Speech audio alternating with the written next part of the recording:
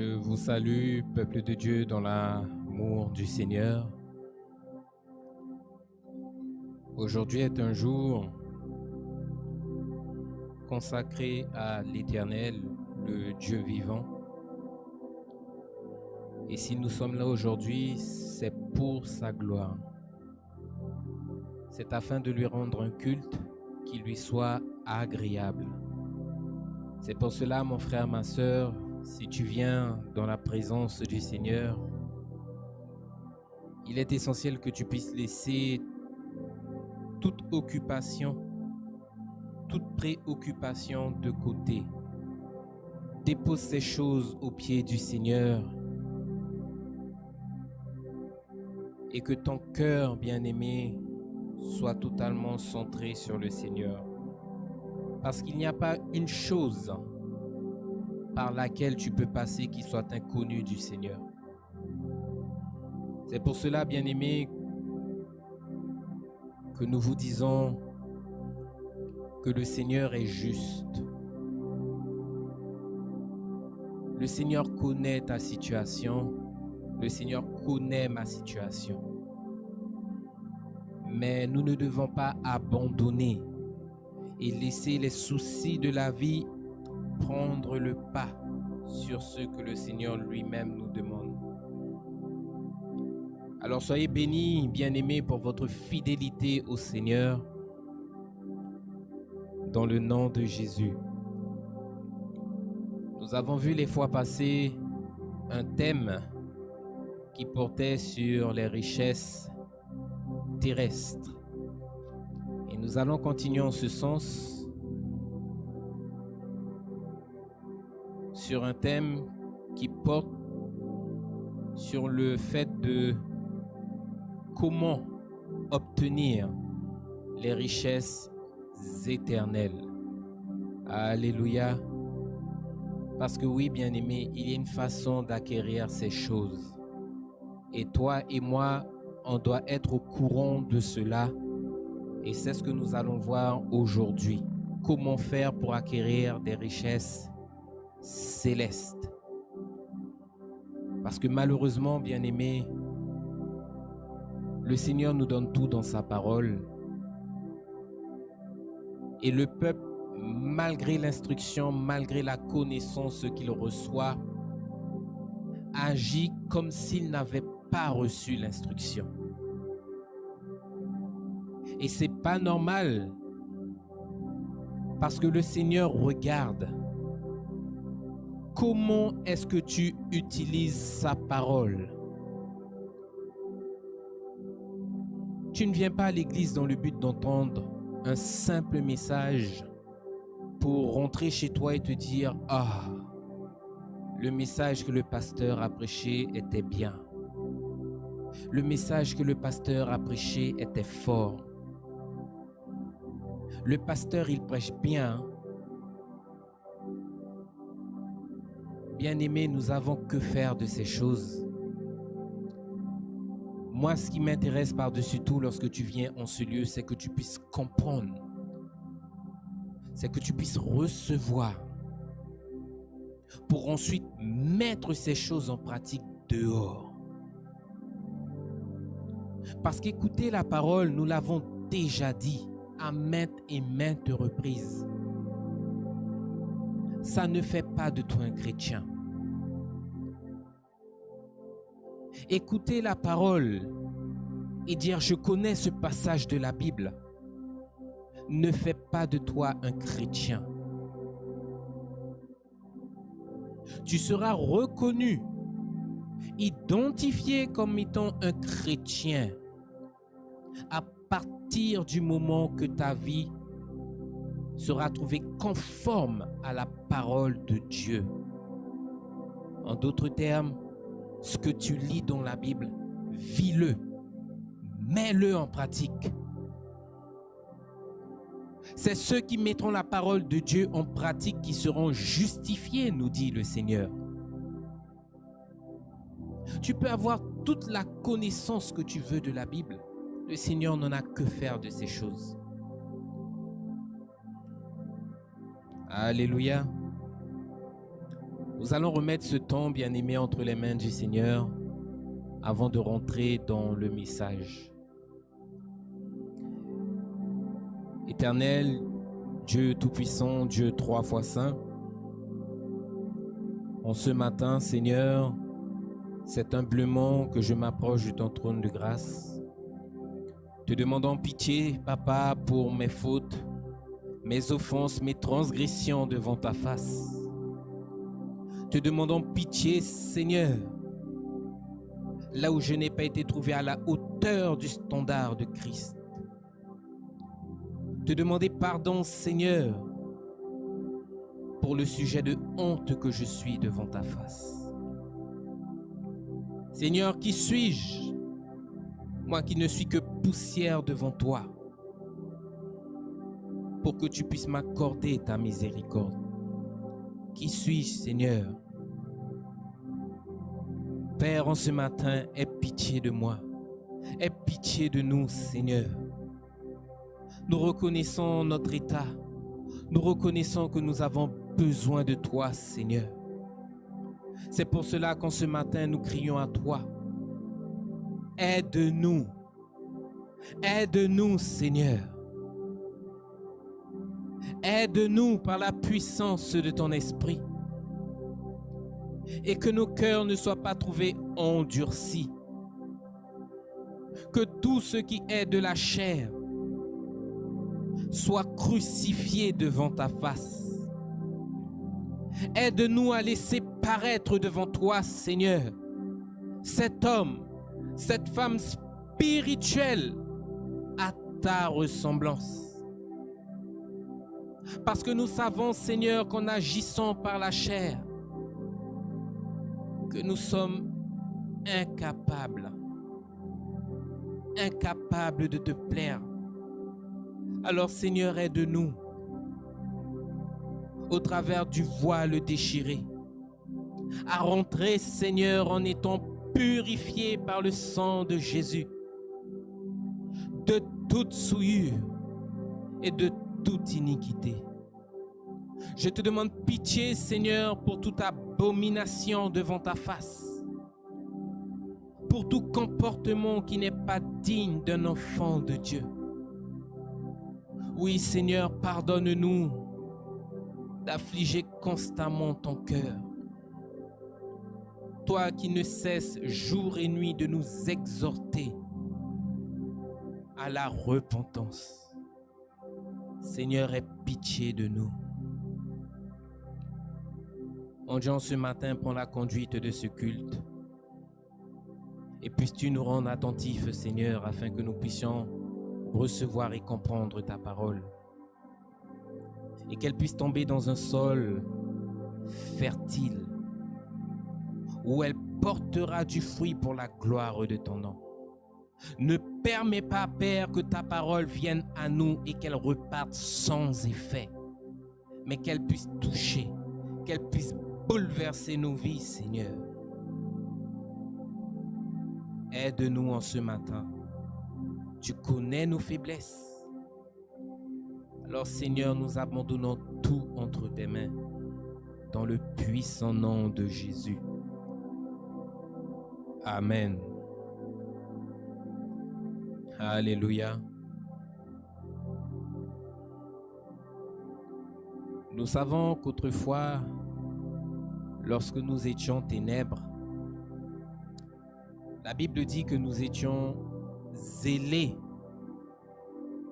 pour l'injustice, en sorte que nous portions du fruit pour la mort. Alléluia. Il est clair que lorsque tu es aveugle, lorsque tu ne connais pas Dieu, tu as l'impression qu'en étant dans le monde, tu as le droit de marcher comme tu veux, tu as le droit de faire ce que tu veux, tu as le droit de parler comme tu veux. Et tout ce qui passe par ta tête, si c'est là ce qui procure du plaisir à ton âme, à ta chair, ben pourquoi pas le faire? Lorsque nous étions dans le monde, nous étions voués à commettre toutes sortes de choses qui n'étaient pas à la gloire de Dieu. Et dans le monde, j'aimerais te dire que tu produis des œuvres.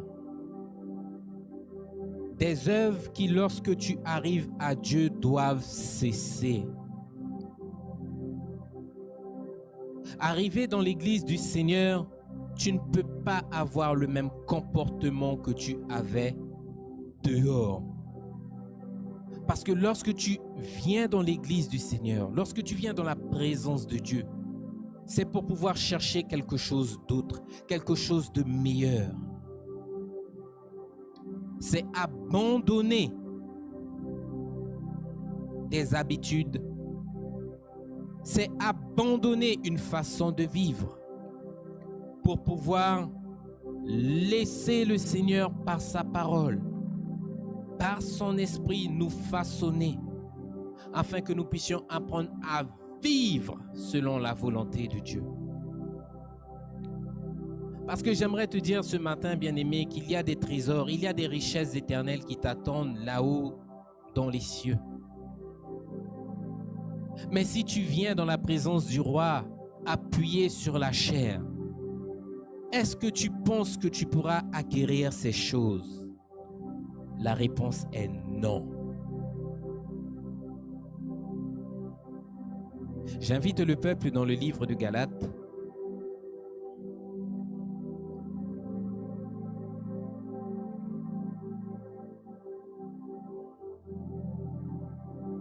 Alléluia. Galates au chapitre 5.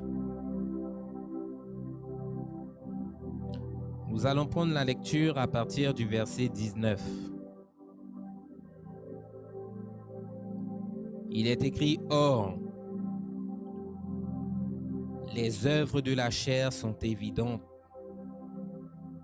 Ce sont la débauche, l'impureté, le dérèglement, l'idolâtrie, la magie, les rivalités, les querelles, les jalousies, les animosités, les disputes, les divisions, les sectes, l'envie, l'ivrognerie, les excès de table et toutes les choses semblables.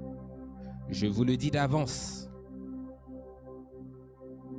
Comme je l'ai déjà dit, dit le Seigneur, que tous ceux qui commettent de telles choses n'hériteront point du royaume de Dieu.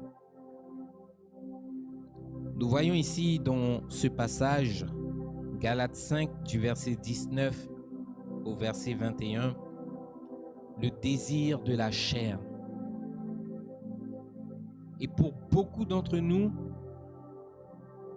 c'est ce que nous étions lorsque nous errons loin du Seigneur auparavant, lorsque nous étions dans le monde.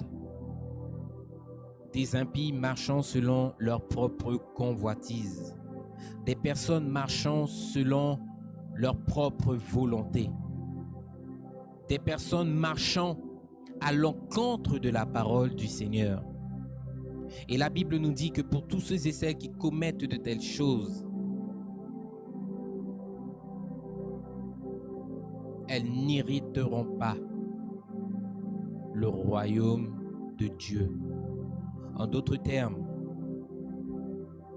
quand tu vois les querelles, la jalousie, les animosités, les disputes, ces choses-là ne se trouvent pas dans le royaume.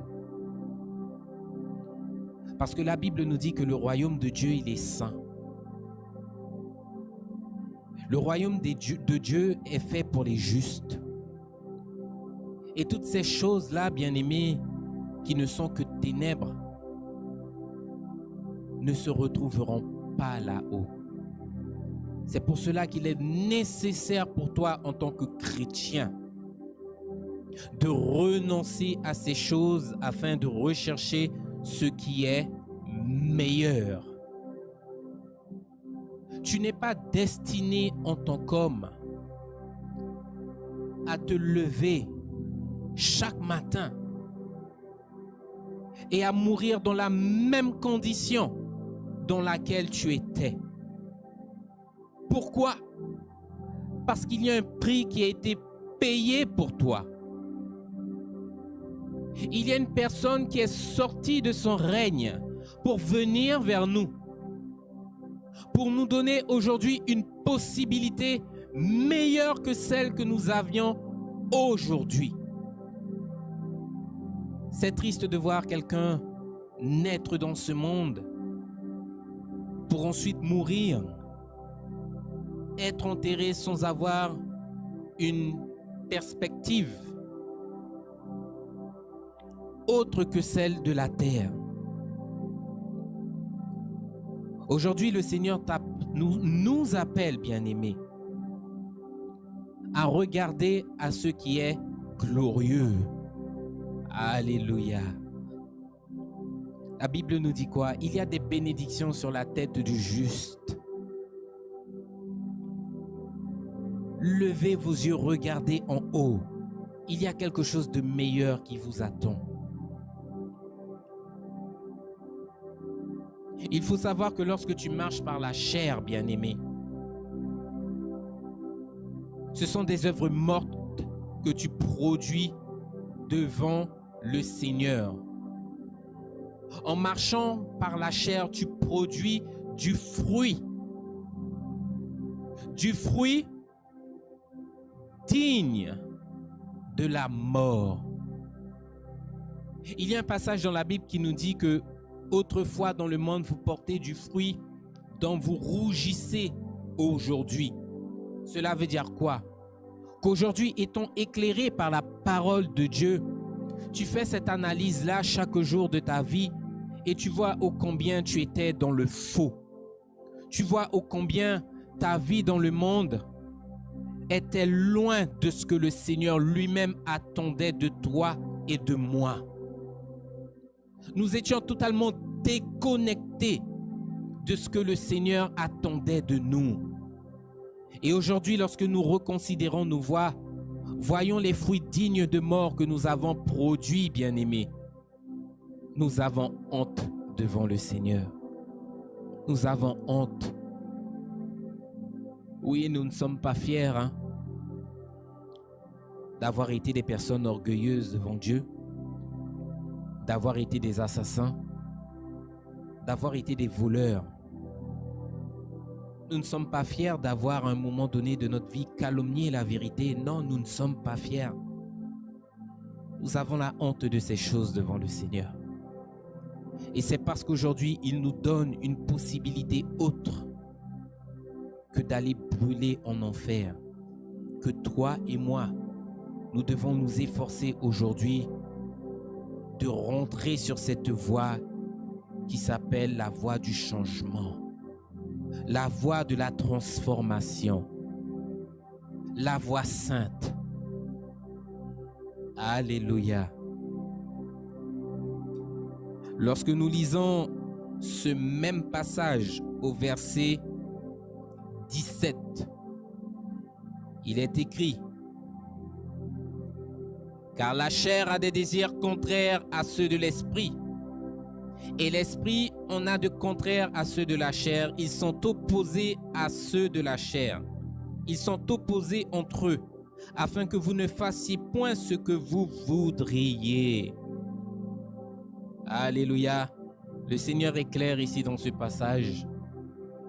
La chair et l'esprit sont opposés. Jamais vous trouverez la chair et l'esprit en accord pour pouvoir œuvrer pour une même cause. Ça ne fonctionnera pas. Pourquoi? Parce que ta chair, bien-aimée, a un objectif. C'est de t'emmener à prendre plaisir dans les choses de cette terre. C'est de t'emmener à rechercher ta propre satisfaction. C'est de t'emmener à vivre une vie contraire à la volonté de Dieu. C'est pour cela, bien-aimé, qu'il faut faire attention. Oh oui, il faut faire attention. Parce que beaucoup de chrétiens aujourd'hui sont dans la chair. et n'ont pas peur d'ouvrir la bouche et de dire à tout vent, je suis un enfant de Dieu. Je suis rempli du Saint-Esprit.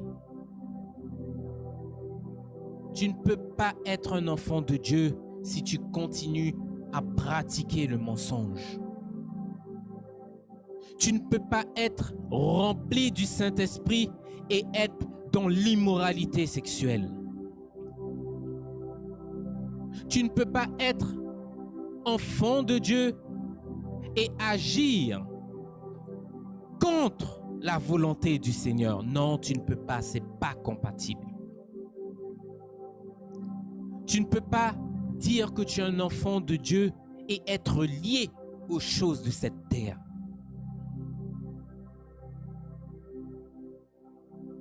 L'Esprit de Dieu t'entraînera, bien-aimé, dans une démarche tout autre.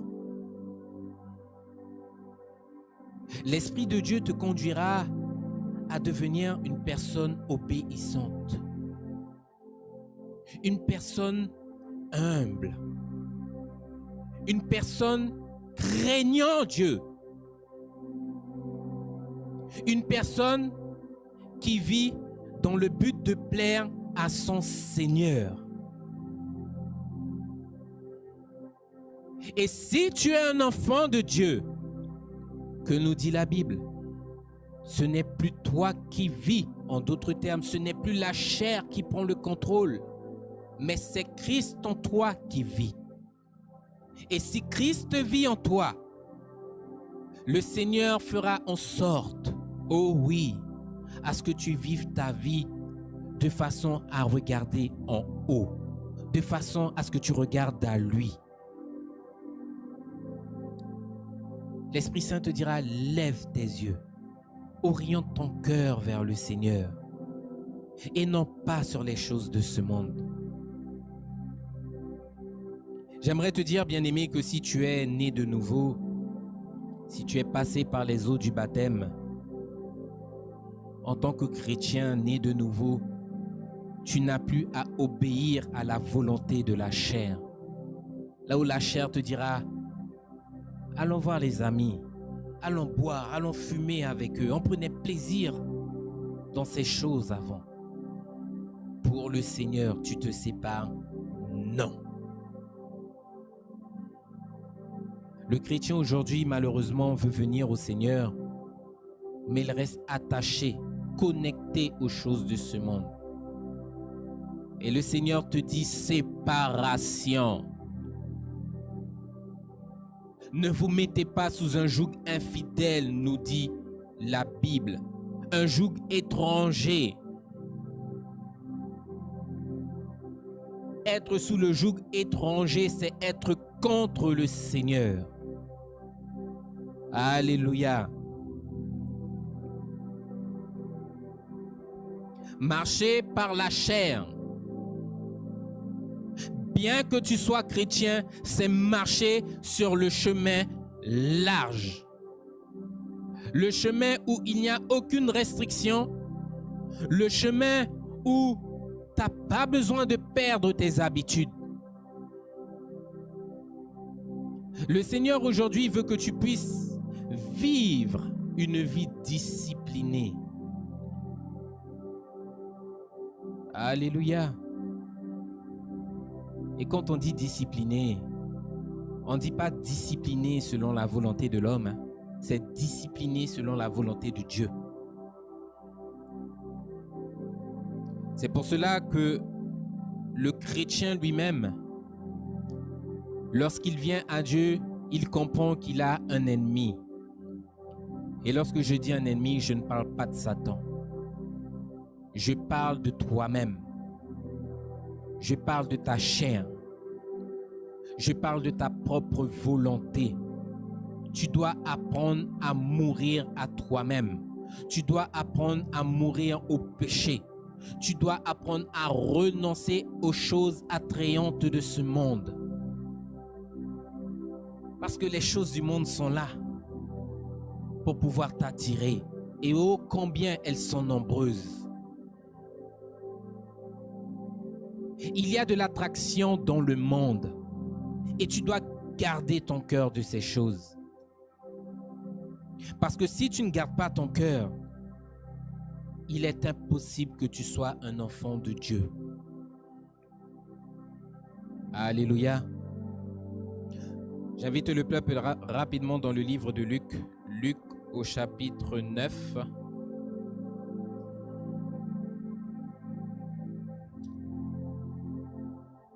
Nous posons une base ce matin. Luc 9, à partir du verset 23 où il est écrit: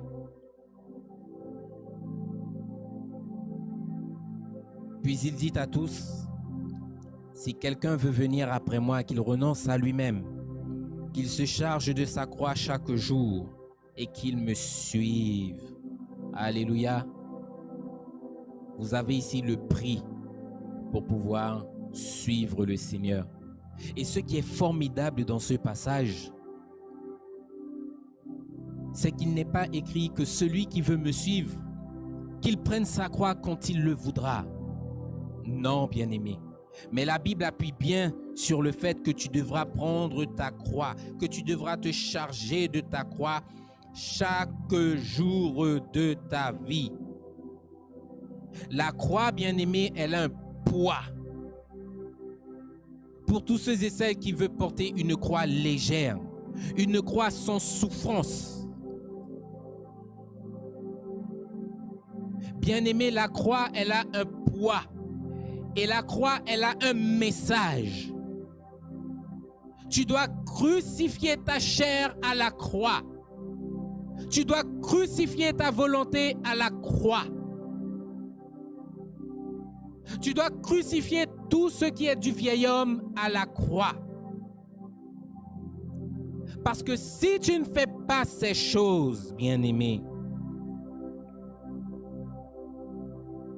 tu ne peux pas être un disciple de Christ. Dans ce passage, bien-aimé, c'est le cadre qui est fixé par le Seigneur. Charge-toi de ta croix et suis-moi. Combien sont les chrétiens aujourd'hui dans cette salle? Combien sont les chrétiens aujourd'hui sur Internet, pour ceux qui nous suivent, qui sont prêts à renoncer aux choses de ce monde afin de suivre le Seigneur? Vous savez qu'un chrétien, c'est une personne qui par moment est amenée à tout perdre. J'ai bien dit tout perdre, hein? Tu peux perdre ta position sociale. Tu peux perdre ton poste, ton travail. Oh, combien tu peux être haut placé dans ce monde. Tu peux tout perdre lorsque tu connais le Seigneur. Nous voyons la position de certains hommes dans la Bible, élevés parmi les hommes, mais lorsqu'ils ont connu Dieu, ils n'ont pas regardé à ce qu'ils possédaient. Ils ont préféré tout perdre pour pouvoir gagner le ciel. Alors souvent, on parle des richesses éternelles en se disant oui, j'aurai une couronne. Oui, j'aurai la vie éternelle. Oui, j'aurai ceci. Oui, j'aurai cela. C'est bien. Mais en tant que chrétien, la première des choses, la première richesse que l'on doit avoir ici-bas sur cette terre, c'est la connaissance. La connaissance de la parole de Dieu qui t'entraînera à vivre une vie agréable à Dieu. Et si tu as la parole de Dieu, oh mon frère, ma soeur, je te garantis que tu as le Seigneur de ton côté. Le Seigneur lui-même est avec toi. C'est obligatoire. Tu ne peux pas pratiquer la parole de Dieu. Tu ne peux pas mettre en pratique tout ce que le Seigneur lui-même te demande et voir le Seigneur éloigné de toi. Non. C'est la première richesse du chrétien, la connaissance. La connaissance est Dieu lui-même. Tu marches en connaissant la volonté de Dieu et pendant que tu marches, le Seigneur lui-même marche avec toi. Ce qui veut dire que si tu marches par la chair, il est impossible que tu puisses avoir le Seigneur à côté de toi. Il est impossible que tu puisses avoir l'Esprit Saint en toi qui te dira comment faire, comment marcher. C'est pas possible si tu t'écoutes toi-même et que tu refuses d'entendre Dieu. Le Seigneur lui-même s'éloigne.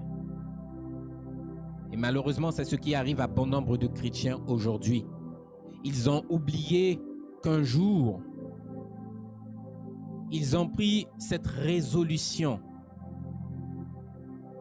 Ils ont pris cette ferme résolution de donner leur vie à Dieu, de remettre toutes choses entre les mains du Seigneur. Et certains, à un moment donné de leur vie, vont vouloir reprendre la direction. Bien-aimé, lorsque vous êtes chrétien, lorsque tu deviens un chrétien, ce n'est pas une petite affaire. Longtemps, on a menti au peuple en disant au peuple, passez par les eaux du baptême. Lorsque tu passeras par les eaux du baptême, il faut juste que tu sois né de nouveau et l'affaire est gagnée, c'est concrétisé. Tu peux vivre comme tu veux. Non, c'est une tromperie. Si tu veux hériter du royaume des cieux, il y a un prix à payer. Le Seigneur, avant de rentrer dans la gloire, a dû payer un prix. Et pour ce prix-là, bien-aimé, voyez toutes les souffrances qu'il a dû endurer. Et si tu portes ta croix, bien-aimé, tu devras passer par les mêmes souffrances que le Christ. Le rejet, la calomnie, les accusations, les moqueries. Oui, peuple de Dieu, en tant que chrétien, vous serez livré en spectacle au monde. Mais est-ce qu'en tant que chrétien, tu es prêt à vivre ces choses pour gagner bien plus au ciel? Est-ce que tu es prêt? Je veux suivre Jésus, mais je ne suis pas prêt à vivre toute cette souffrance. Non, je ne suis pas prêt. Mais j'aime Jésus, C'est quoi ce style de chrétien-là? Sorte de chrétien léger qui pense que tout leur est donné. Si tu acceptes le Christ, tu acceptes la souffrance. Alléluia.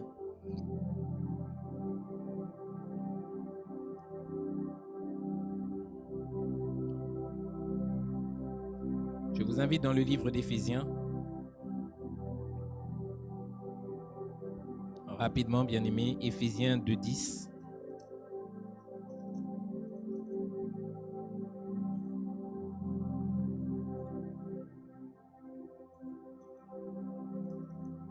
Où il est écrit: car nous sommes son ouvrage,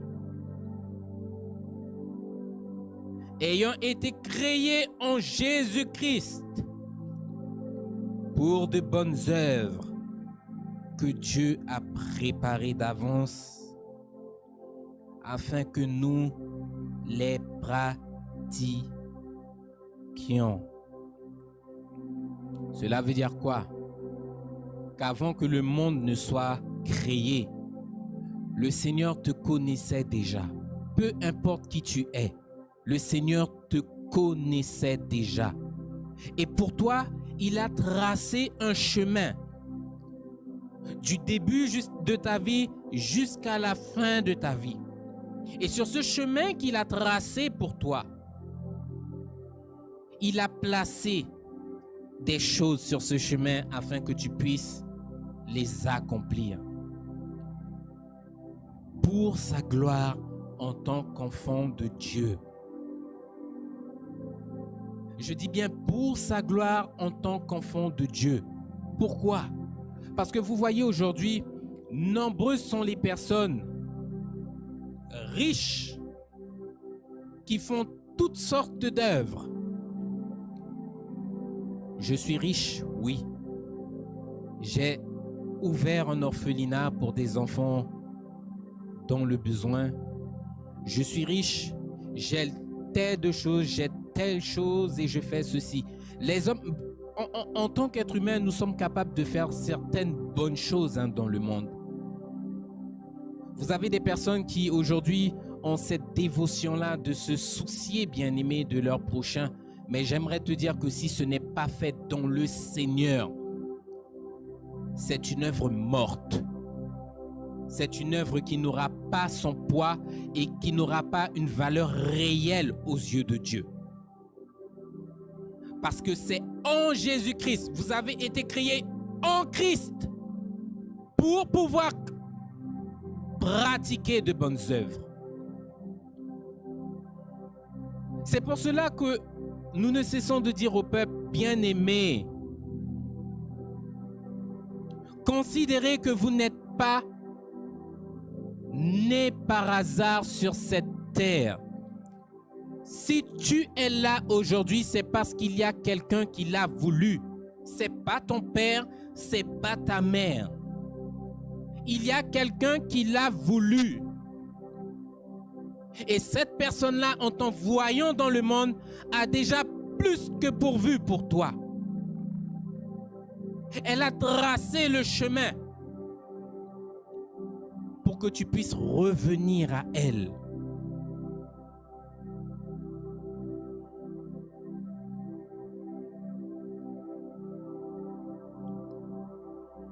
Aujourd'hui, bien-aimés, en tant que chrétiens, en tant qu'Église, nous sommes appelés à pratiquer de bonnes œuvres.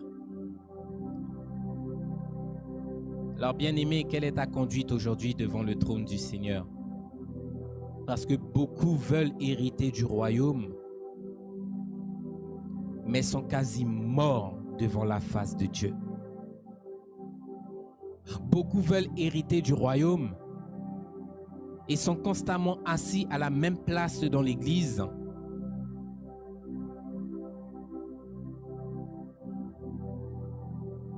Et le Seigneur ne voit rien venir. C'est pas normal. Même toi, en tant qu'être humain sur cette terre, tu as des attentes. Tu as des attentes vis-à-vis de tes parents. Tes parents ont des attentes vis-à-vis de toi, enfant. Tu as des attentes vis-à-vis de pas mal de choses. Mais est-ce que tu restes là oisif à ne rien faire? Beaucoup sont dans l'église attendant le jour du Seigneur, le jour de la délivrance, le jour où on rentrera dans la gloire. Mais qu'est-ce que vous faites en attendant le Seigneur? Qu'est-ce que vous produisez en attendant le Seigneur? Elle est là la question. La Bible nous dit que lorsque le Seigneur paraîtra pour pouvoir kidnapper son église, il faudra qu'il trouve ses ouvriers où? Dans le champ. En d'autres termes, il faudra que tu sois trouvé en train de travailler afin que lorsque la trompette sonnera, la fin des activités dans ce monde, que le Seigneur vous dise, c'est le temps du repos, l'heure est arrivée, rentrez à la maison. À un moment donné, lorsque tu vas travailler, la sonnette sonne à ton travail. L'heure est arrivée pour que tu puisses quitter ton travail et à la fin du mois, au travers des efforts que tu as fournis, tu as cette récompense que l'on appelle un salaire. Est-ce que tu penses que c'est différent d'avec Christ? Tu dois travailler pour pouvoir mériter le royaume des cieux. Tu dois travailler pour pouvoir hériter des richesses éternelles. Aujourd'hui, le chrétien pense que parce qu'il est passé par les eaux du baptême, ces choses-là lui sont acquises d'avance. Non, bien-aimé, tu dois travailler chaque jour pour ton salut. Et nous allons le voir ça. Comme je l'ai dit, on pose une base.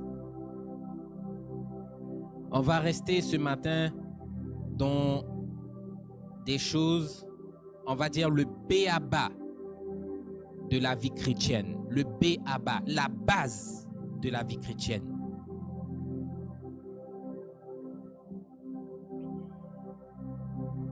Matthieu 25. Alléluia.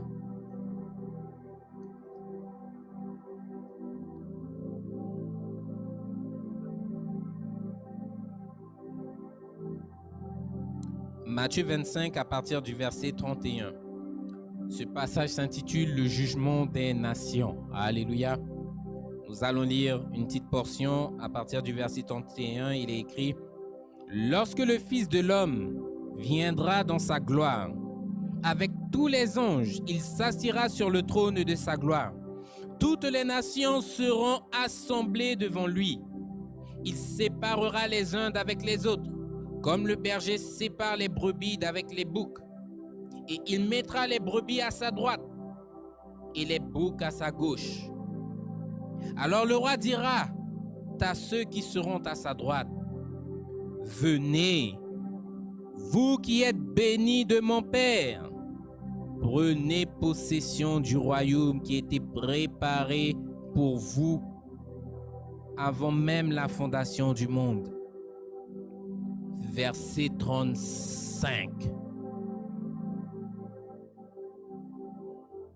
Car j'ai eu faim et vous m'avez donné à manger.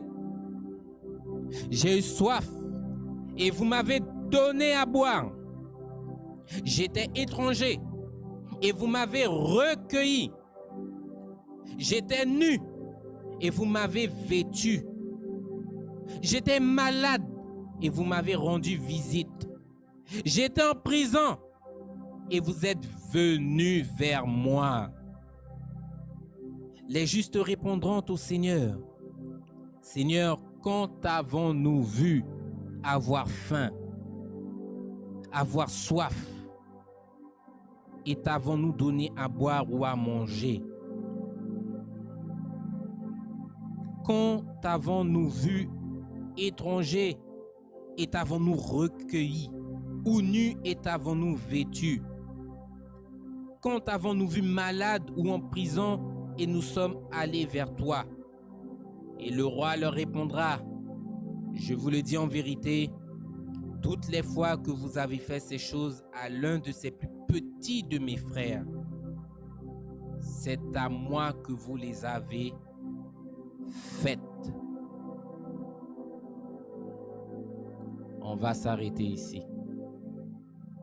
Alléluia. Aujourd'hui, dans ce passage que nous venons de lire, c'est la responsabilité de tout chrétien. C'est la responsabilité de l'Église de fournir des efforts pour son salut. Par moments, en tant que chrétien, tu seras appelé à sortir de ta zone de confort pour pouvoir faire des choses que tu n'avais pas l'habitude de faire.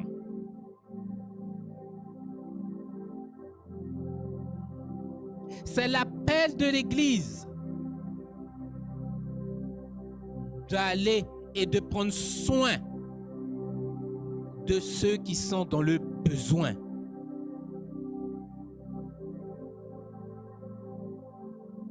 La Bible nous dit que le Seigneur, il est le Dieu des indigents, il est le Dieu des pauvres, il est le Dieu des misérables. Et j'aimerais te dire en ce matin que ce que le Seigneur aime, en tant que chrétien, tu dois aimer la même chose. Ce que le Seigneur déteste, tu dois apprendre à détester la même chose. Le Seigneur t'appelle à pratiquer de bonnes œuvres. Il y en a qui sont dehors, qui ont besoin d'aide. Et ils ne sont pas forcément dehors. Ils sont au milieu du peuple de Dieu. Ils ont besoin d'aide.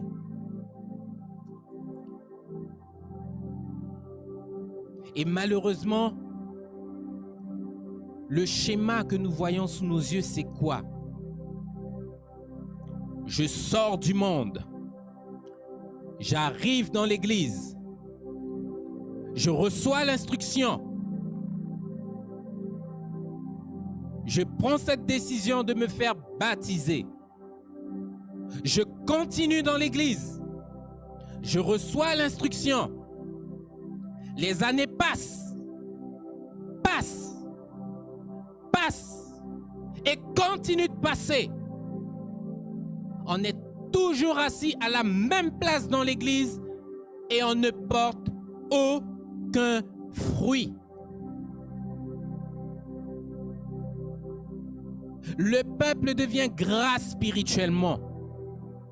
Et j'aimerais vous dire, à recevoir la connaissance et ne rien produire en retour, c'est grave devant Dieu.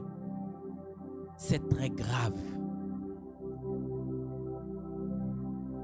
Lorsque tu t'engraisses, parce que la connaissance se enfle, elle enfle,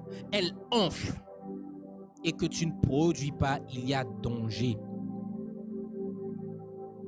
Un jour, le Seigneur m'a permis de comprendre cela lorsque je lisais la parole. Lorsque tu deviens gras dans l'église et que tu ne produis rien, tu es dans le champ de vision du Seigneur. Le Seigneur te regarde particulièrement parce qu'il voit que tu as tout le savoir qu'il faut, mais tu ne fais pas, tu ne mets pas en pratique. Tu t'engraisses. Amenez-moi le veau gras et tuez-le, dit le Seigneur. Le jour où il m'a fait comprendre ça, je me suis dit, oh Seigneur, est-ce que dans le peuple là, lorsque je viens à l'église, ils ont compris ce que tu viens de me dire? À t'engraisser spirituellement, à lire ta Bible 24 heures sur 24, à être dans l'assistance lorsque le pasteur prêche, peu importe le jour, à recevoir la connaissance, à recevoir la révélation des mystères cachés du royaume et à ne rien produire. Bien-aimé, il te sera demandé compte pour tout ce que tu as reçu à un moment donné. Il te sera demandé compte. Et à celui qui a beaucoup reçu, il lui sera demandé en retour beaucoup, nous dit la Bible.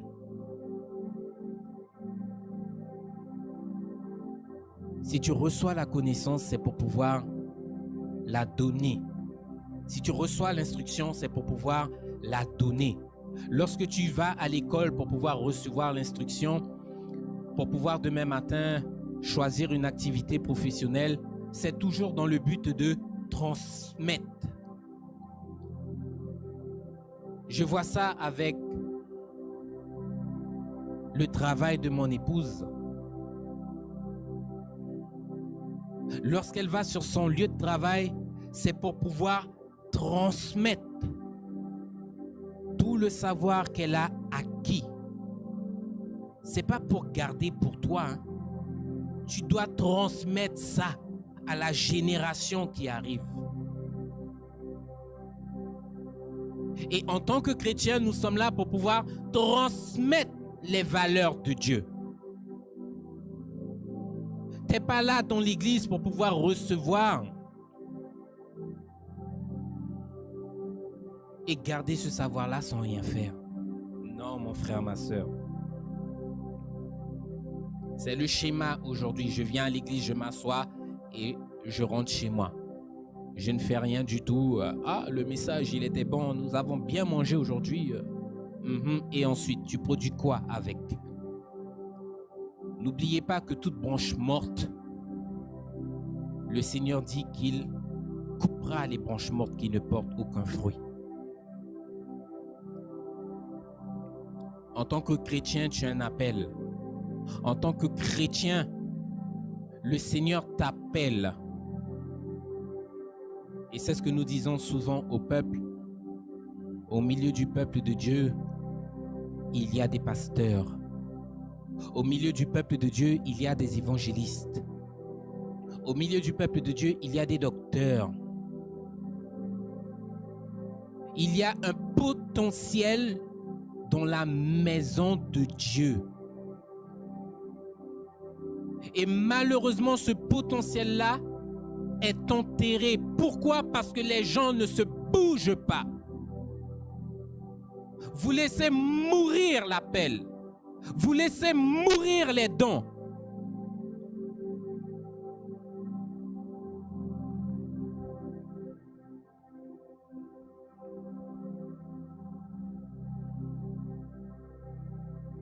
Et nous avons vu, j'avais soif et vous m'avez donné à boire.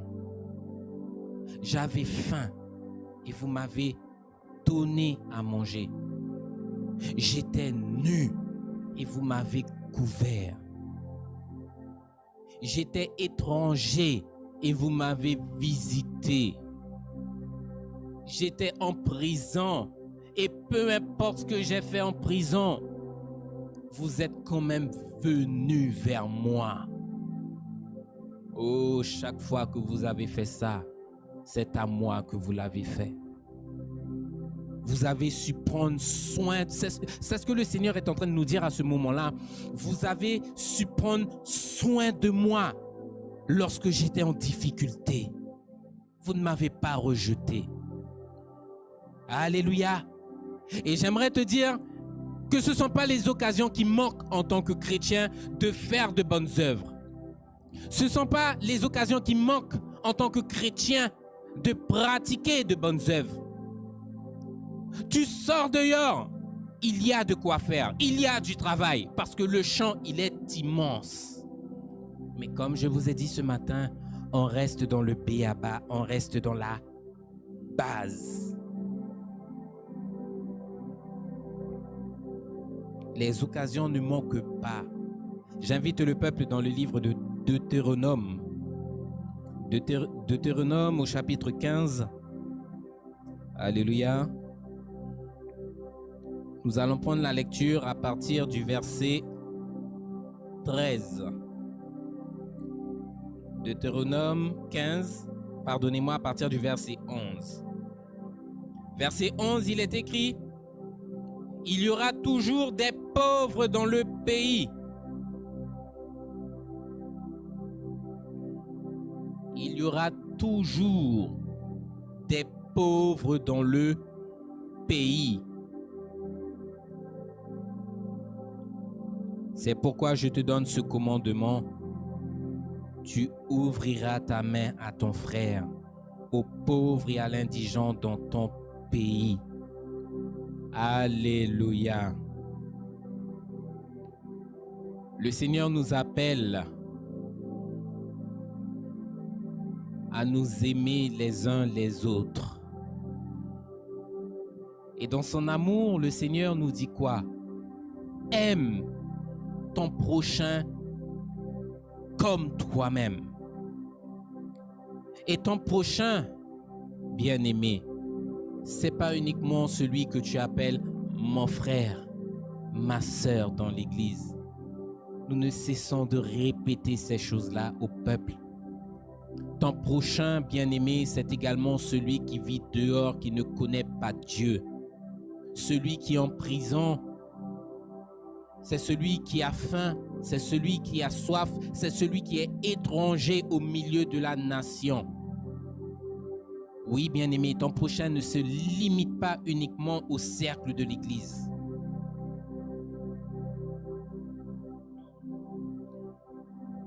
Et aujourd'hui, comme je l'ai dit, les occasions ne manquent pas. Voyez le nombre de personnes qui souffrent la faim, qui souffrent la soif. On va juste parler des SDF. On a souvent tendance à mépriser les SDF, les sans domicile fixe. On a souvent tendance à les rejeter, à les mépriser, à les envoyer paître par moments. Et c'est souvent une parole qui ressort ou une pensée qui jaillit dans notre cœur.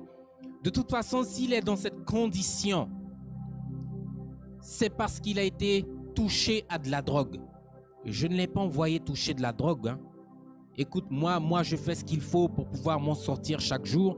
Si il est comme ça, c'est parce qu'il l'a voulu. Bien-aimés, vous savez que vous n'avez pas forcément besoin de toucher à de la drogue pour pouvoir devenir SDF. Tu peux perdre ton travail, être en interdit bancaire, du jour au lendemain perdre ta voiture, perdre ta maison, tout perdre et finir à la rue. Est-ce que vous savez ça? Il y en a plein qui sont dans ce cas-là avec la crise sanitaire, la crise du coronavirus. Ils n'ont pas forcément touché au crack, ils n'ont pas forcément touché à l'héroïne. Et le Seigneur te dit, aime ton prochain comme toi-même. Un jour, je me rendais à une réunion de prière.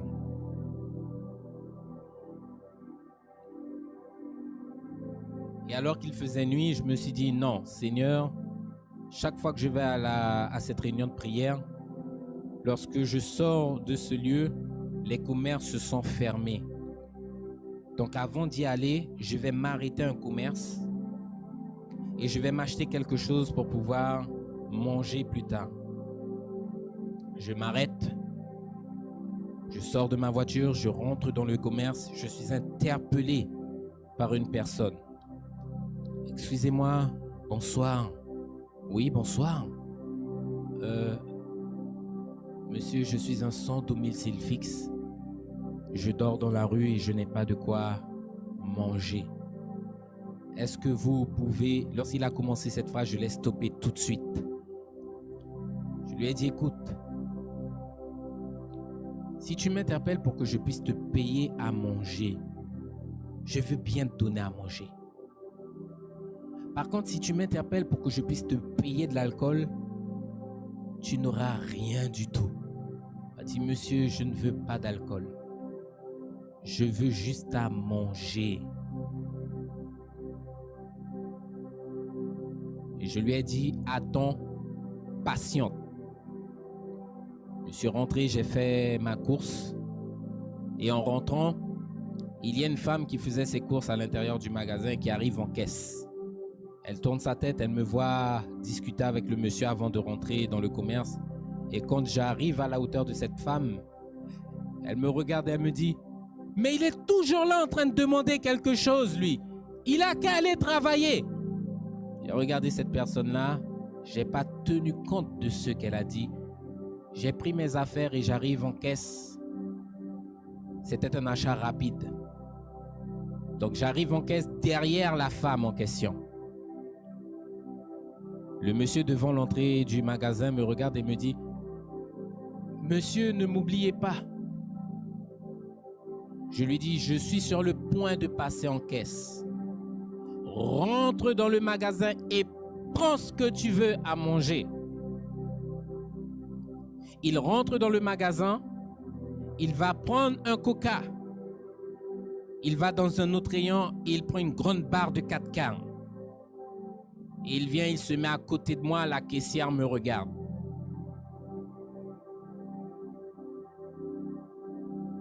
La femme en question finit de payer ses affaires et elle voit que le monsieur est à côté de moi avec des achats dans sa main. Donc, elle a pris ses courses et elle est sortie du magasin. Et lorsque j'arrive pour pouvoir payer, ce monsieur-là me dit finalement, non monsieur, je ne veux rien de tout ça. Je lui dis, d'accord, vous voulez quoi? Et là, ça m'a choqué.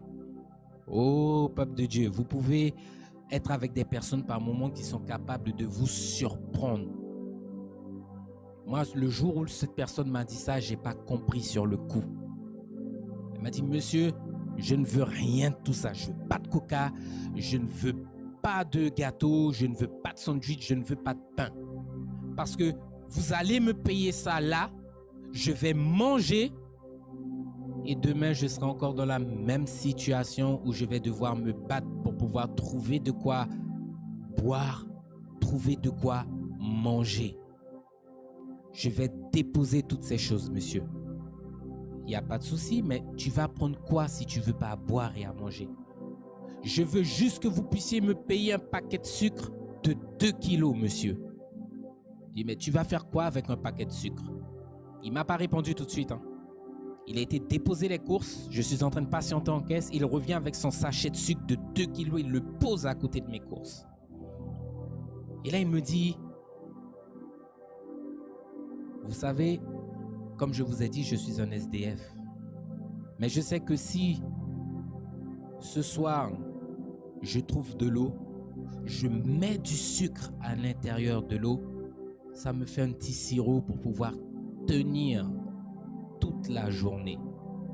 Donc avec ce sachet de sucre de 2 kilos là, j'ai de quoi tenir plus que la semaine. Et c'est ça que je veux, monsieur, je ne veux pas le reste. Si vous êtes sûr? Je suis sûr, monsieur. Je veux ce paquet de sucre là. Il dit d'accord. Je lui ai payé le paquet de sucre. Et là, au même moment où je finis de payer, je sors du magasin. Je vois la femme qui m'a lancé, qui m'a interpellé en rentrant dans le magasin, qui me dit, qui m'a dit plus ou moins, il est toujours en train de demander quelque chose, il a qu'à aller travailler. Elle revient. Et là, elle s'agenouille près du monsieur, elle lui dit, monsieur, tenez. Je me suis dit, Seigneur, regarde ça, comment tu es grand.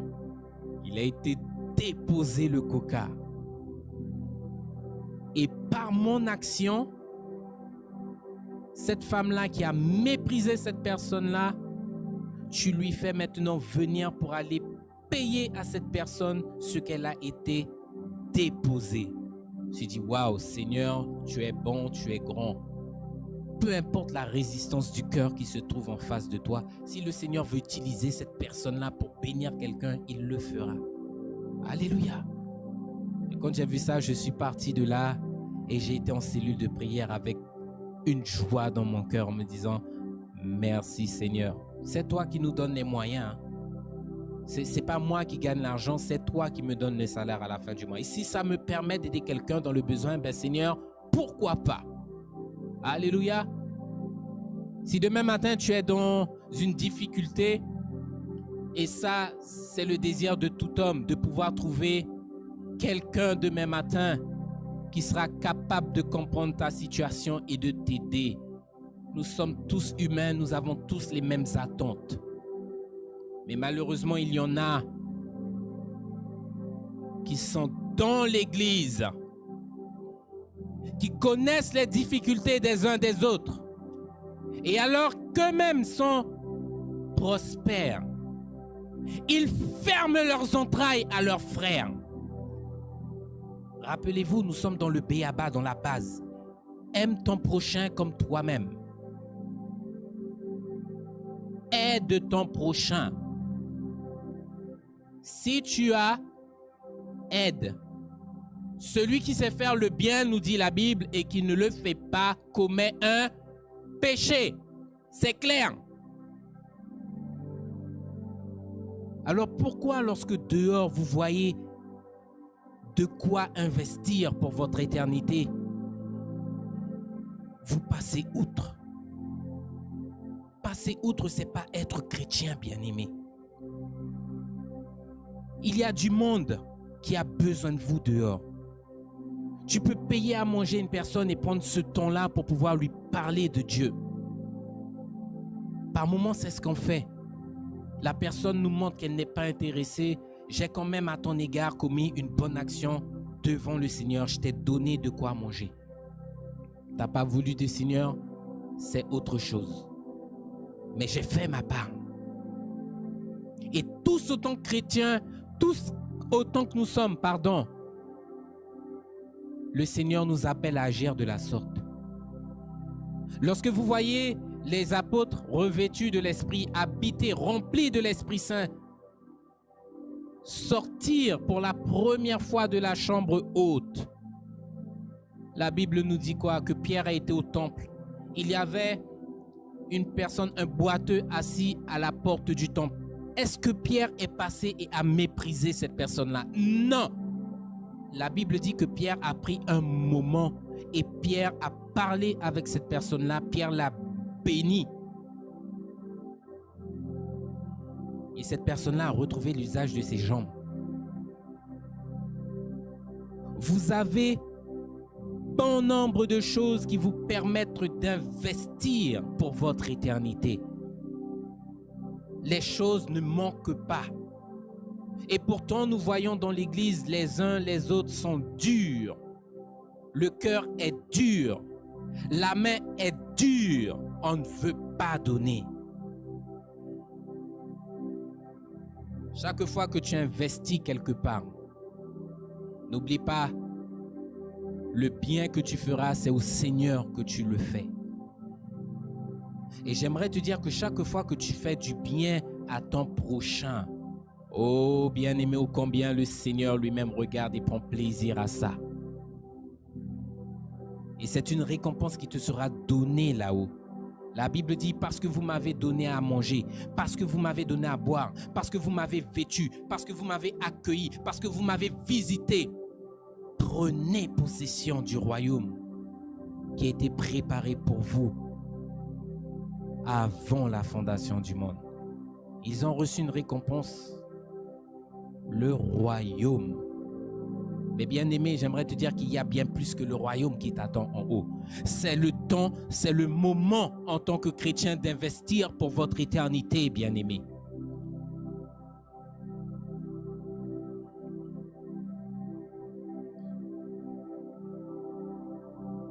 La Bible nous dit, ne refuse pas un bienfait à celui qui y a droit quand tu as le pouvoir de le lui accorder. Si quelqu'un possède les biens du monde et qu'il voit son frère dans le besoin et qu'il lui ferme ses entrailles, comment l'amour de Dieu demeure dans cette personne? Il n'y a pas d'amour lorsque tu méprises les gens.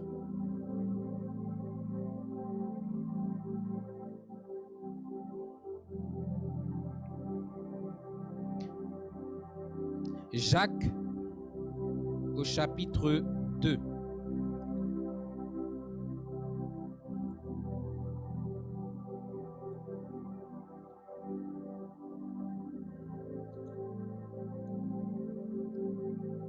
Jacques chapitre 2.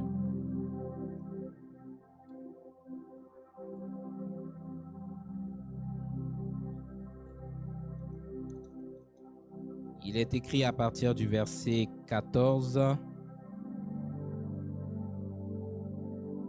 Mes frères, que sert-il à quelqu'un de dire qu'il a la foi s'il n'a pas les œuvres? Cette foi peut-elle le sauver? Si un frère ou une sœur s'ennuie et manque de la nourriture chaque jour, et que l'un de vous leur dise, allez en paix, chauffez-vous et rassasiez-vous, et que vous ne leur donniez pas ce qui est nécessaire au corps, à quoi est-ce que cela sert? Il en est ainsi de votre foi. Si elle n'a pas les œuvres, elle est morte en elle-même. Alléluia. En d'autres termes, en tant que chrétien, ta foi doit te pousser à faire de bonnes œuvres. Et le chrétien sait que ce ne sont pas les œuvres qui le sauveront. Alléluia, nous sommes sauvés par grâce. Mais les œuvres que tu produis, les œuvres que tu commets chaque jour dans la justice, dans la sainteté, bien-aimé, te justifieront et t'approuveront devant Dieu demain. Et c'est parce que ces personnes-là ont été approuvées de Dieu, justifiées par Dieu, qu'elles sont rentrées dans le royaume. Pourquoi? Parce que la foi était accompagnée des œuvres. Tu veux être un chrétien fructueux? Travaille dans les champs du Seigneur. Tu veux investir pour ton éternité?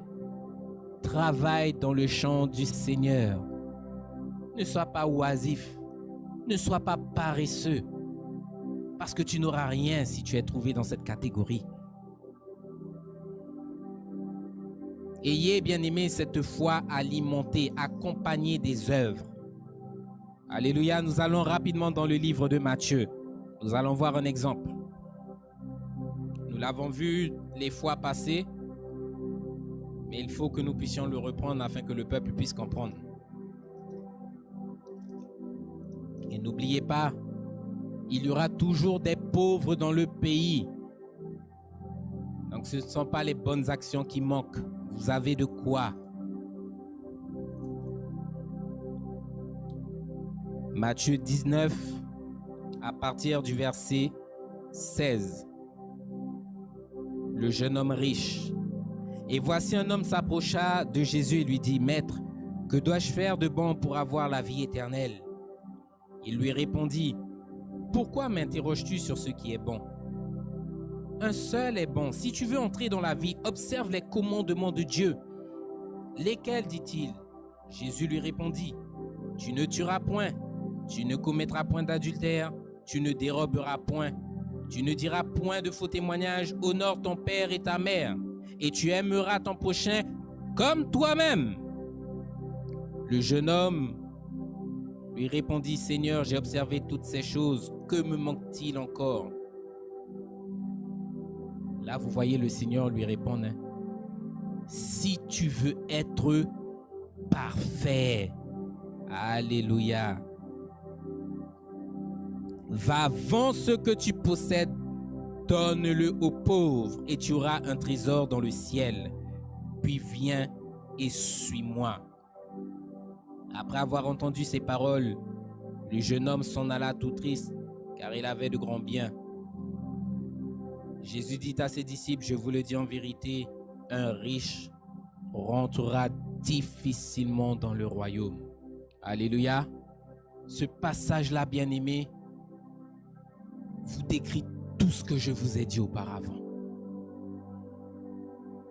Ce jeune homme, qu'on peut comparer comme un chrétien, est venu au pied du maître pour lui demander, Seigneur, qu'est-ce que je dois faire pour hériter du royaume?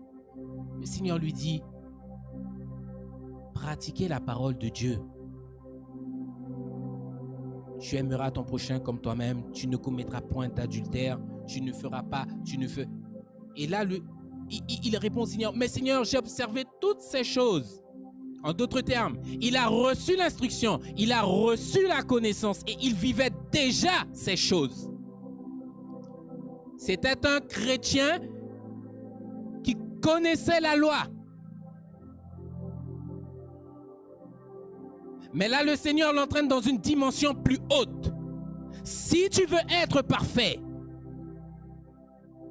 tout ce que tu as, vends-le. Donne cela aux pauvres et tu auras un trésor dans le ciel. Et ensuite, tu viens et tu me suis. Cette parole-là, ça a été un vrai dilemme pour le jeune homme. Pourquoi? Parce que tu te rends compte que tu as travaillé toute une vie pour pouvoir construire ta situation. Ça n'a pas été sans souffrance, hein? L'investissement que tu mets dans une vie par moment pour pouvoir la bâtir. Oh, combien par moment c'est difficile. Tu verses des larmes, tu pleures. Il y a une souffrance. Et arrive un temps où cette souffrance-là, elle se termine. Pourquoi? Parce que tes efforts, tout l'investissement que tu as mis dans cette œuvre-là finit par payer. Tu vois que tu t'es bâti une stabilité financière et là, du jour au lendemain, on t'invite à tout perdre. Mais écoutez bien, on ne l'a pas invité à tout perdre pour rien. Il lui a dit, écoute, vends ce que tu as et suis-moi et tu auras une place dans le ciel. Oh! Aujourd'hui, tu me dis ça, mais comment que je cours? Seigneur, j'observe déjà ta parole. C'est bien? Oui. Maintenant, vends ça. C'est tout ce qu'il te manque. Si tu fais ça, tu es parfait. Oh! Le Seigneur te donne l'instruction. cours, fais, mets en pratique. Il a reçu l'instruction, il est reparti comment? Tout triste. Et pourtant, le Seigneur lui a donné la solution. Va, vends ce que tu as. Le Seigneur lui a pas dit, va, vends ce que tu as et garde-le pour toi. Va, vends ce que tu as et donne-le aux nécessiteux. Donne-le aux pauvres. En d'autres termes, ce jeune homme riche-là avait la possibilité d'aider autour de lui ses prochains. Il avait la possibilité d'aider et malheureusement, il a refusé de le faire. C'est la condition de bon nombre de chrétiens au milieu de l'Église de Christ.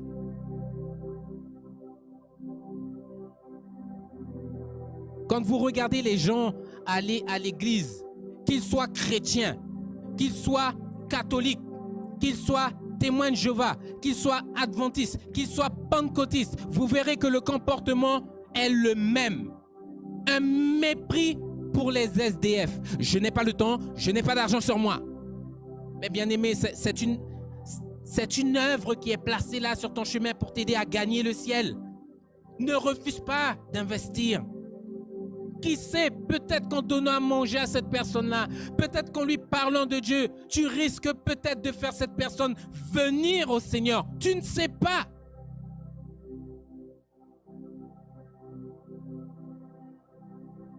On se dit chrétien et malheureusement, on manque à nos obligations devant Dieu.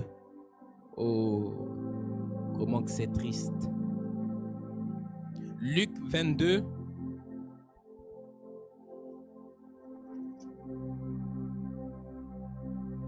Alléluia. Luc 22, nous prenons la lecture à partir du verset 33.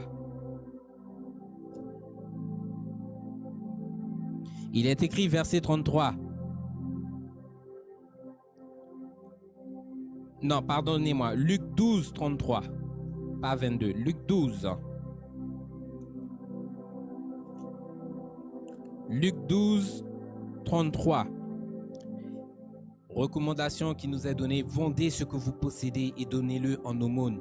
Faites-vous des bourses qui ne s'usent point, un trésor inépuisable dans les cieux où le voleur n'approche point et où la teigne ne détruit point. Car là où est votre trésor, là aussi sera votre cœur. Faites-vous des bourses éternelles. Lorsque tu aides de ton prochain, le Seigneur ne l'oubliera pas. Alléluia, il saura te récompenser. Et peu importe si ça fait 35 ans que tu mènes une vie chrétienne agréable à Dieu, j'aimerais te dire une chose. Chaque action que tu auras menée en Christ, dans la justice de Dieu, sera récompensé dans le royaume. Il n'y a pas une œuvre que vous ferez sous le soleil qui sera oubliée devant Dieu.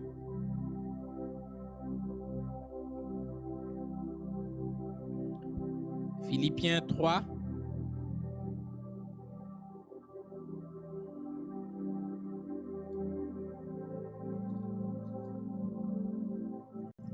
Philippiens 3. Nous prenons la lecture à partir du verset 7. Il est écrit, ici c'est l'apôtre Paul qui parle. Mais ces choses qui étaient pour moi des gains, je les ai regardées comme une perte à cause de Christ. Et même je regarde toutes choses comme une perte à cause de l'excellence de la connaissance de Jésus-Christ, mon Seigneur, pour lequel j'ai renoncé à tout. Je les regarde comme de la boue afin de gagner Christ. Dis-toi bien que toutes les actions que tu fais, c'est dans le but de plaire. C'est dans le but d'être agréable à Dieu. Ne sois pas infructueux devant le roi. Produis. Produis. Et les choses que tu as entre tes mains là, ne t'y attache pas. L'apôtre Paul te dit qu'il regardait ces choses comme de la boue. Et si vous considérez la position de l'apôtre Paul, avant qu'il soit appelé par Jésus, il avait une situation financière stable. Et l'apôtre Paul, pour le Christ, a décidé de tout perdre afin de rentrer dans les rangs, afin de rentrer au service du Christ.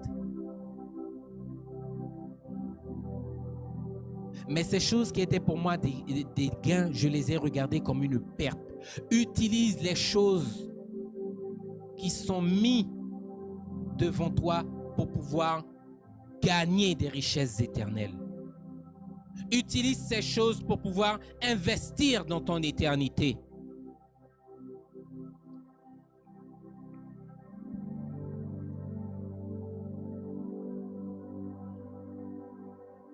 Tu fais cela, pourquoi? Dans le but de ceux qui t'attendent en haut. N'oubliez pas, l'éternité auprès de Dieu, c'est quelque chose de bien plus grand, de plus important, de bien plus vaste, de bien plus profond que ce que nous vivons ici-bas sur cette terre. Nous ne voyons pas encore ce qui nous attend, mais nous savons que c'est là. Nous travaillons dans le but d'avoir ces choses.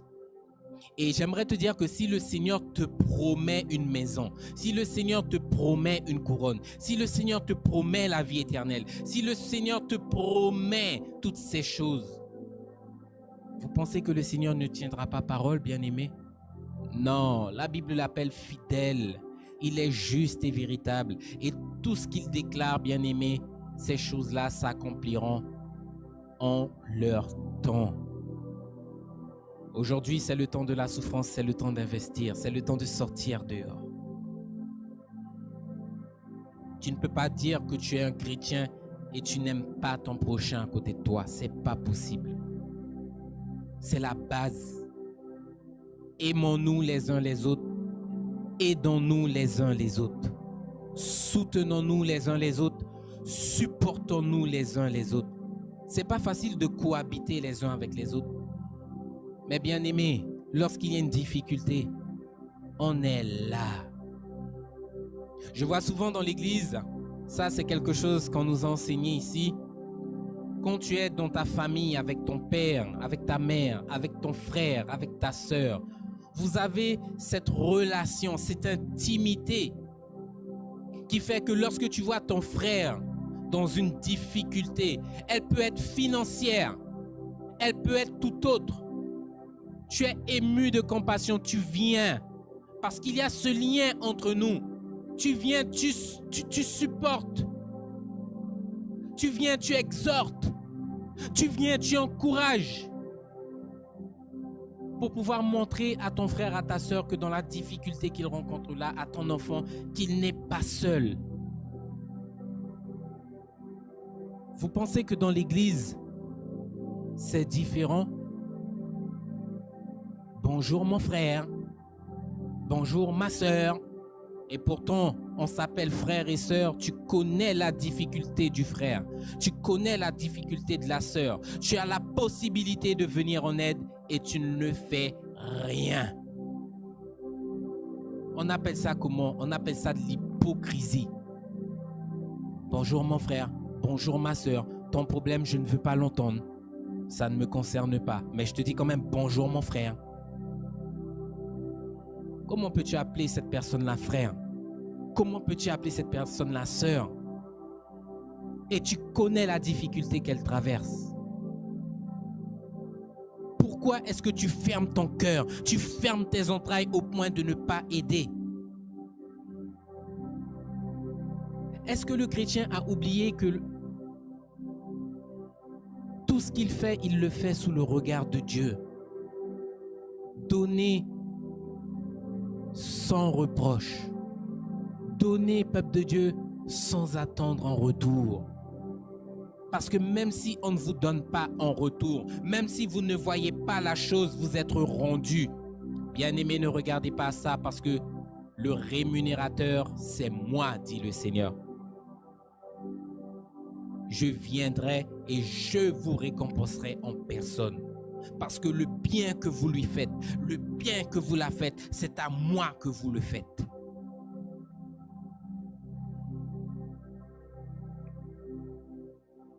Le livre de Tite, nous sommes sur le point de conclure.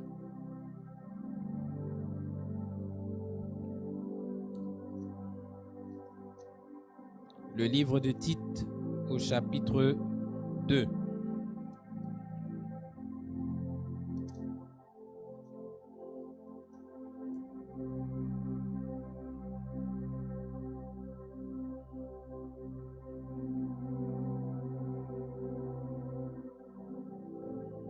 Nous allons prendre à partir du verset 14.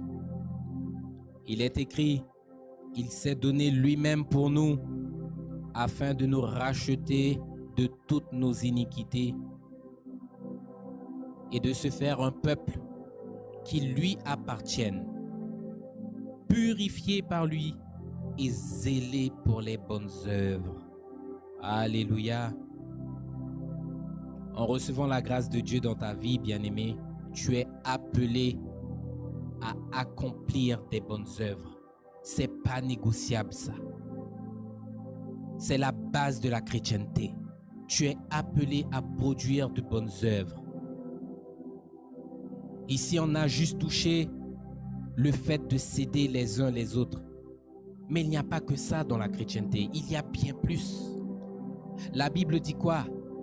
Reçois un serviteur, un prophète en qualité de prophète. Tu auras une récompense de prophète. Reçois un pasteur en qualité de pasteur. Et tu auras une récompense de pasteur. Et moi, j'aime bien dire, reçois un diacre en qualité de diacre et tu auras une récompense de diacre. Reçois un ouvrier de Dieu comme un ouvrier de Dieu et tu auras une récompense d'ouvrier de Dieu. Et la Bible complète cette parole en disant quoi? Que celui d'entre vous qui lui donnera ne serait-ce qu'un verre d'eau à boire, il ne perdra pas sa récompense. Vous imaginez, tu reçois le serviteur chez toi, tu le mets à l'aise, tu lui donnes juste un verre d'eau, le Seigneur te dit, tu ne perdras pas ta récompense parce que tu prends soin de mon serviteur. Tu le reçois en qualité de oint de l'Éternel. Vous voyez aujourd'hui des personnes qui reçoivent un pasteur comme si le pasteur c'est son ami. On reçoit le pasteur en lui criant dessus. On reçoit le pasteur, on le méprise. Et pourtant le Seigneur dit, celui qui reçoit un pasteur en qualité de pasteur recevra une récompense de pasteur. Est-ce que l'Église a oublié ces choses? Dans toutes vos voies, vous êtes appelés à être justes. Il n'y a pas un moment donné où tu vas devoir fléchir, un bien-aimé. Tu gardes le standard. Je reçois une servante, je reçois un serviteur de Dieu. Je dois le recevoir dans le standard de Christ.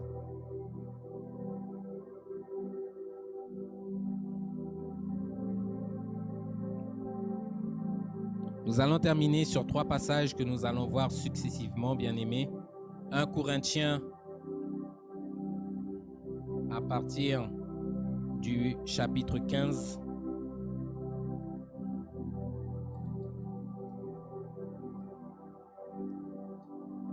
« 1 Corinthiens 15, à partir du verset 58.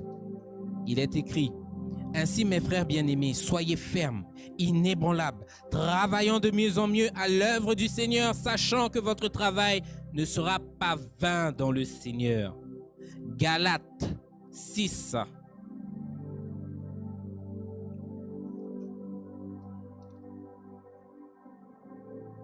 Galates chapitre 6. Au verset 9, il est écrit, « Ne nous lassons pas de faire le bien, car nous récolterons au temps convenable si nous ne nous relâchons pas. » Alléluia. 1 Timothée 6.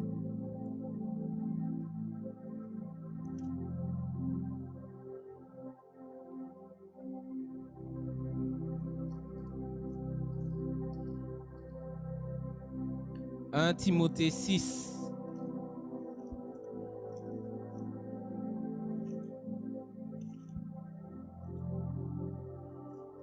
« 1 Timothée chapitre 6, verset 18, il est écrit « Recommande-leur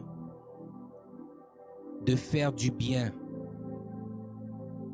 d'être riche en bonnes œuvres, d'avoir de la libéralité, de la générosité, afin de s'amasser pour l'avenir un trésor placé sur de solides fondations pour qu'ils puissent saisir la vie éternelle. » Alléluia.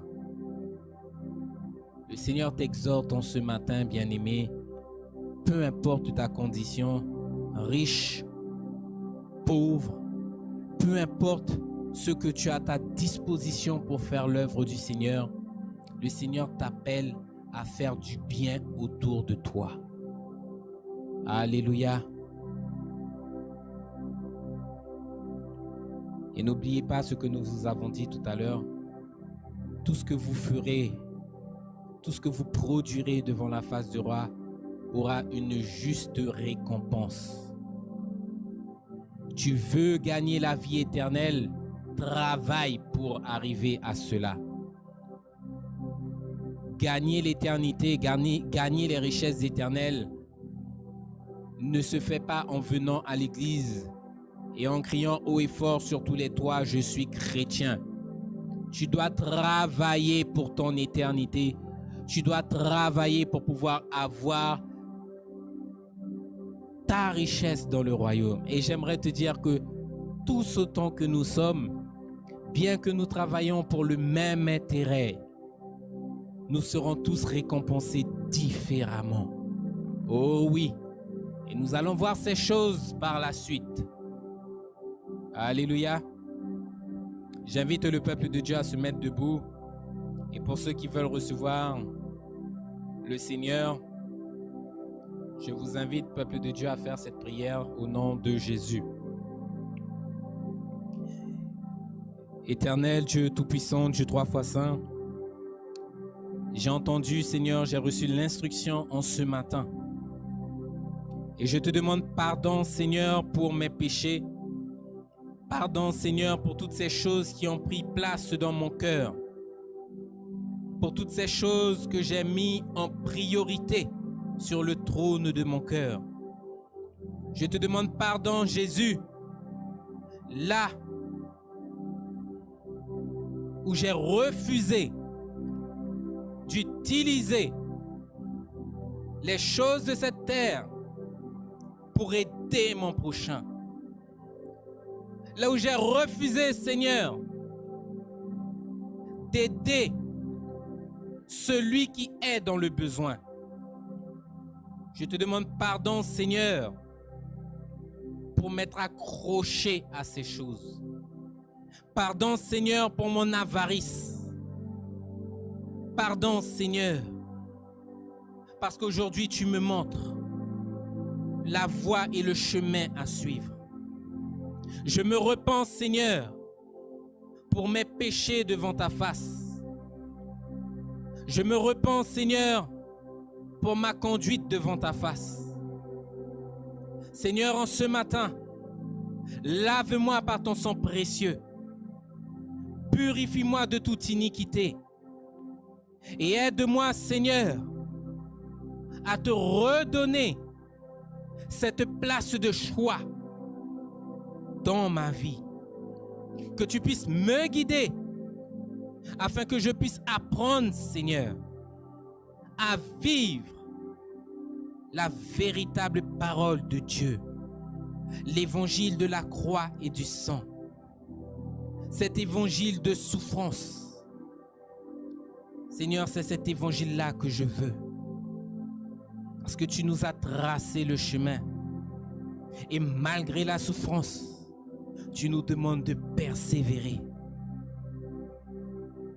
Seigneur, merci. Merci pour ce que tu fais.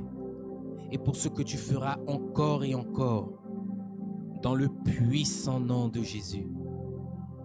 Ordonne mes pas pour que je puisse marcher vers le royaume. Dans le nom de Jésus, Amen. Peuple de Dieu, soyez bénis. Et n'oubliez pas une chose, votre travail n'est pas vain dans le Seigneur. Travaillez, endurez, perfectionnez-vous à l'œuvre du Seigneur. Lorsque vous faites ces choses, ce n'est pas pour le pasteur, ce n'est pas pour papa, ce n'est pas pour maman, c'est pour le Seigneur. Celui qui vous récompensera demain, c'est le Seigneur. Ne l'oubliez pas.